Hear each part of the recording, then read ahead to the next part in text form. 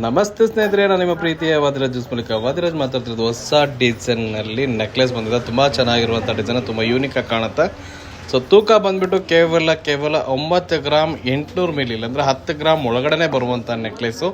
ಕ್ಯೂಟಾಗಿ ಕಾಣುತ್ತೆ, ನೋಡೋಕೆ ತುಂಬ ಅದ್ದೂರಿಯಾಗಿ ಕಾಣುತ್ತೆ. ಸೊ ಇದರ ಬೇಕಾದರೆ ವಾದಿಸ್ ಮಾಡಿಬಿಟ್ಟಿಗೆ ಭೇಟಿ ನೀಡಿ ತೊಗೊಂಡಂಥ ಗ್ರಾಹಕ ನಮ್ಮ ಜೊತೆ ಇದ್ದಾರೆ.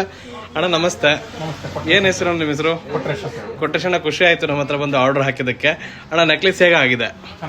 ನೀವು ಹೇಳಿದ್ರೆ ಮಾಡ್ಕೊಟ್ಟಿದ್ದೇವೆ, ಹೇಗೆ ಮಾಡಿದ್ದೀವಿ.